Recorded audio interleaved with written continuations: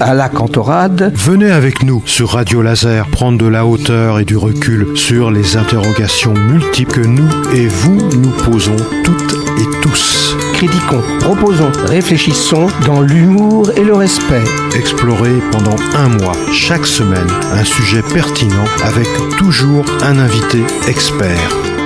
Bonjour à toutes et à tous sur Radio Laser à la Cantorade Science avec Marion Guillemin. Bonjour Marion. Bonjour Bernard, bonjour à toutes et à tous. Bonjour. Et nous allons parler de Science Ouest du mois de décembre avec le dossier qui est consacré au numérique qui depuis quelques décennies se développe beaucoup, bouleverse nos vies et nos différentes sphères et puis a des incidences sur des tas d'aspects, notre santé, nos façons de vivre. Ensuite nous aborderons un article consacré à la rade de Brest où l'on peut constater que la biodiversité diminue fortement. Et donc on parlera de ces études qui sont faites. Et enfin des traces de la loutre qui semblent recoloniser dans une certaine zone du Finistère. On en parlera, puis on parlera comme d'habitude de 1 ou 2 livres qui sont conseillés et de questions de science. Alors commençons par... tout d'abord, le dossier, Marion. Alors, le dossier, donc, je vais vous laisser aborder ça. Il y a les aspects géopolitiques, les aspects aussi fléaux sur l'environnement, les conséquences sur la santé. Oui, effectivement, c'est un dossier qui est très dense parce que le numérique, on le côtoie tous les jours, de plus en plus, mais on ne sait pas trop ce qu'il y a derrière, comment ça fonctionne et quelles peuvent être les conséquences de cette omniprésence dans notre société. Du coup, effectivement, dans ce dossier, on revient sur l'histoire, sur les définitions aussi du numérique et comment, en fait, il est fini par envahir tous les secteurs de notre société et quels sont les usages qu'on en fait aujourd'hui. Tout à fait, il y a des enjeux géopolitiques. On sait que quand il peut y avoir une panne quelque part, ça bloque tout le monde entier, que la big tech a un pouvoir assez important parce que elle gère des plateformes très stratégiques et très très puissantes. Voilà. On est revenu aussi sur la place des data centers. Je parlais de comment ça fonctionne. Nous, aujourd'hui, on utilise le numérique avec notre smartphone, avec notre ordinateur. On clique, mais qu'est-ce qui se passe derrière ? C'est un véritable rouage, en fait, technologique. Et c'est très intéressant et important de comprendre comment ça fonctionne pour comprendre aussi l'impact du numérique, notamment sur l'environnement. Comment, l'information, elle est transmise jusqu'à nous et comment elle peut générer une certaine consommation énergétique sur les outils que cela nécessite. Donc il y a beaucoup de choses à dire tant sur la technologie en elle-même et sur l'incidence qu'elle peut avoir et bien sûr l'intérêt parce que ce sont des usages qui sont aujourd'hui indispensables. On ne peut pas du tout imaginer vivre sans le numérique aujourd'hui. Voilà, donc on aborde tous ces points-là. C'est très très riche. On a justement le fait que ce soit quand même un fléau pour l'environnement, on y a accordé un très grand article qui permet vraiment de revenir sur l'empreinte. Voilà, c'est important et les scientifiques chiffrent vraiment tout ça, sachant qu'il y a des effets directs et indirects, parce que on peut se dire un data center il va beaucoup consommer, il tourne à H24 donc forcément il consomme beaucoup d'électricité, mais il y a aussi des effets indirects sur l'environnement du numérique. Je pense notamment au développement. En fait, il a favorisé l'essor de la fast fashion ou encore facilité les voyages en avion. Donc en fait, voilà, c'est un usage qui est difficile aussi à étudier parce que il a une panoplie d'impacts.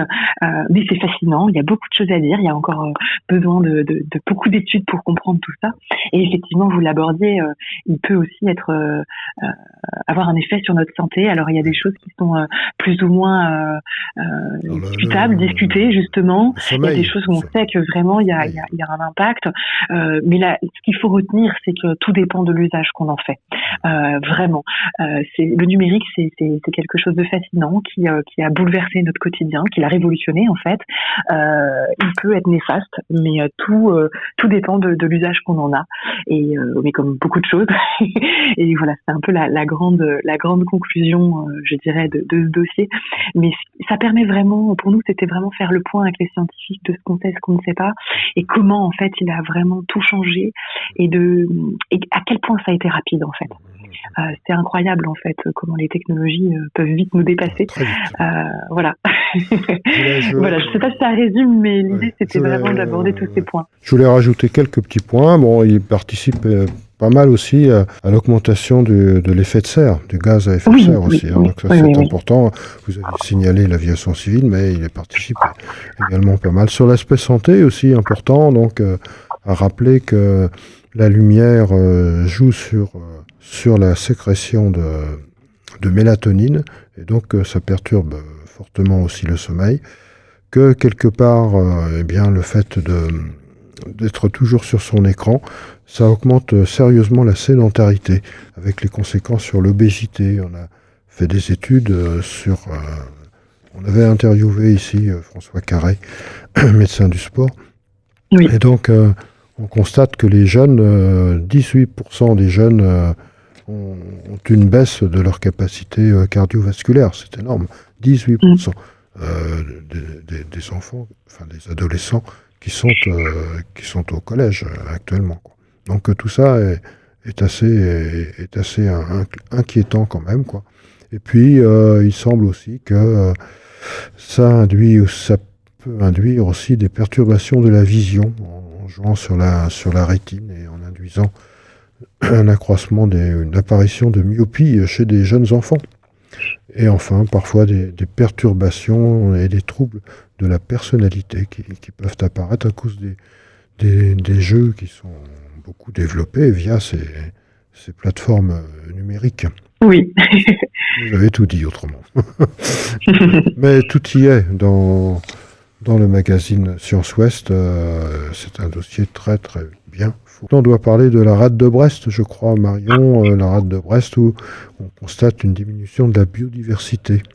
Oui, en fait, on a rencontré un doctorant en histoire qui enquête finalement sur les ressources de la rade de Brest, qui est connue en fait pour avoir été une grande zone de pêche artisanale, mais il y a eu la perte d'abord de l'huître plate en 1857, puis la coquille Saint-Jacques en 62, et enfin les pétoncles et les praires à partir des années 70. Il y a une énorme baisse drastique en fait de la ressource qui est difficile à expliquer parce que évidemment dans un tel travail les scientifiques ont besoin d'éplucher les archives, mais toutes les informations ne sont pas toujours recensées. Donc ce doctorant a étudié donc les archives. Bien sûr, ça a été un outil de travail indispensable, sauf que la pêche en rade de Brest est quasiment absente tout au long du XVIIIe siècle dans les archives. Donc il a rencontré pendant 3 ans des acteurs. En fait, il s'est tourné vers des gens de la rade, il les appelle comme ça, pour collecter les archives qui finalement, il dit sommeillaient dans les placards ou dans la mémoire collective. C'est intéressant de découvrir sa méthodologie, les besoins qu'il a pu rencontrer et enfin qu'il a eu, et comment en fait les entretiens avec ceux qui font la rade ont pu lui apporter des éléments de réponse. Voilà, je ne dévoile pas tout parce qu'il nous confie quelques petites anecdotes et c'est assez intéressant, et finalement il retrace vraiment, il a récupéré des témoignages vraiment précieux qui lui permettent vraiment de retracer toute cette histoire et de comprendre finalement comment la ressource peut disparaître et comment en fait on reproduit en fait ce genre de problème, quoi. Donc c'est vraiment c'est un travail original et qui montre comment les différents acteurs peuvent contribuer à la recherche. Voilà. Et donc peut-être que pour la suite ce sera intéressant d'en déduire des choses à faire et à ne pas faire. Peut-être. Ouais. Je peux pas m'avancer là-dessus, mais c'est possible, effectivement. Ouais. Effectivement, et en fait, on a titré notre article de cette façon parce qu'il nous dit que finalement la rade de Brest est un observatoire de l'effondrement, ce qui est très très fort en fait. Voilà, donc c'est un sujet vraiment local pour les Brestois et qui est très intéressant, et c'est une équipe scientifique qui ne travaille pas tout seul, mais c'était vraiment fascinant et agréable d'aller à leur rencontre. Donc je vous invite vraiment à lire cet article qui montre qui a un zoom sur son travail. C'est vraiment intéressant. Ouais, très intéressant. D'autre part, on essaye de recoloniser, je crois, les loutres dans le Finistère, c'est ça. Et donc, il y a une étude sur la répartition et la localisation de ces espèces par les éperins et les emprunts, c'est ça? Oui, tout à fait. Alors, la loutre, en fait, a été considérée à tort comme un nuisible. Il a quasiment disparu de certains secteurs et il y a des projets, effectivement, pour qu'elle puisse recoloniser le territoire. Ma collègue Violette a enfilé ses bottes pour rejoindre le groupe Mammalogique breton. Donc, c'est une association mi-novembre qui a organisé une sortie pour, effectivement, récolter des données qui permettront d'affiner la cartographie de la répartition de se muter l'idée. Parce qu'en fait, il manquait de données justement dans le Finistère Nord, donc ils se sont rendus à Brélès et l'idée c'était de trouver des traces de la loutre parce que c'est un animal qui est très discret, qui est difficile à trouver. Donc l'idée c'est de chercher ces traces. Alors quand on dit traces, il y a des empreintes effectivement, mais aussi ces épreintes, c'est le nom donné à ces déjections. L'idée c'est de voir où elle a pu être passée, elle a pu laisser des traces pour ses congénères notamment. On parle de bornes olfactives, voilà, parce qu'elle ne laisse pas ses traces à n'importe quel endroit, et laisser des étreintes, notamment à une odeur poissonneuse mêlée de musc. Ma collègue nous confie ça, et l'idée c'est vraiment pour la loutre d'avoir un moyen de communication entre congénères qui vraiment permet de marquer son territoire. Donc en fait, les scientifiques suivent ces traces et permettent de savoir où elle est et de pouvoir mieux comprendre sa répartition et de savoir justement si elle est à tel ou tel endroit. Voilà, donc c'est un vrai article qui nous emmène sur le terrain et encore une fois, c'est une question de méthode et c'est intéressant et je ne savais pas qu'on poursuivait la loutre de cette façon, c'est incroyable. En bref, ils ne la voient pas, mais ils la sentent. Voilà, quelque part c'est un peu ça. L'idée en fait, c'est que pendant toute une journée terrain, ils se mettent vraiment à son niveau et essayer d'observer le paysage comme elle le vit, parce que voilà, un être humain ne va pas regarder la forêt comme une autre va pouvoir le faire, enfin la forêt ou l'environnement dans lequel elle se trouve, et l'idée c'est un peu de se mettre à son échelle en fait pour comprendre comment elle a pu passer par là ou par là. Et donc la population augmente actuellement, c'est ça? A priori, alors dans la zone où ils étaient, on n'a pas les informations, on n'a pas les résultats, mais oui, en Bretagne, on commence à voir qu'elle recolonise le territoire et justement, on manque encore un peu de données pour l'affirmer. Voilà. Et d'autre part, moi, je voulais signaler un article très intéressant aussi sur une BD sur le remembrement et montrant que ça induit le remembrement, une modification de la vie paysanne et des conditions de vie, de travail aussi des paysans. Oui. Hein, c'est ça. Oui. Donc, on vous conseille donc d'aller voir cet article et bien d'autres, hein, parce qu'il y en a de nombreux aussi.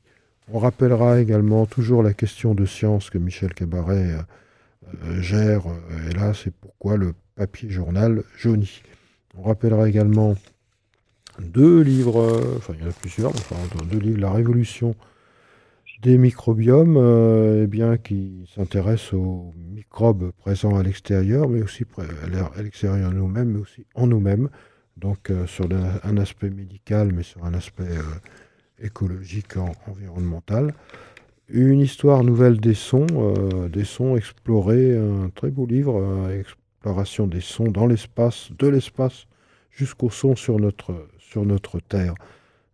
C'est dans la collection Belles Lettres. Tout ça, ce sont des articles, des livres qui sont parus en 2024.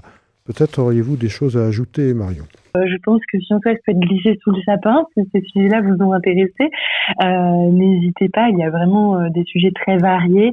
On n'a pas tout dit, mais on a aussi des articles d'archéologie, de sciences humaines et sociales. Il y a vraiment de la science pour tout le monde.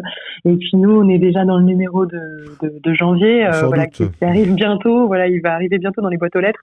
Je vous promets de vous faire voyager encore dans les coulisses des laboratoires partout dans la région en 2025.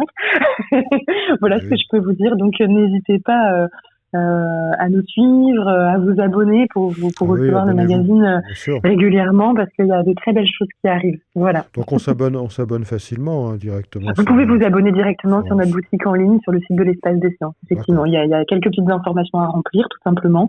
Vous payez en ligne et vous le recevez directement après dans votre boîte aux lettres. Autrement, Sinon, il y a le petit coupon dans le magazine c'est ça. C'est ça. à nous retourner, compléter, et signer et accompagné d'un chèque tout simplement. Mais en ligne, je sais que ça se fait de plus en plus, ça peut Ah être oui, plus facile. pratique, Voilà. c'est ça le numérique. Hein. Et oui, tout à fait.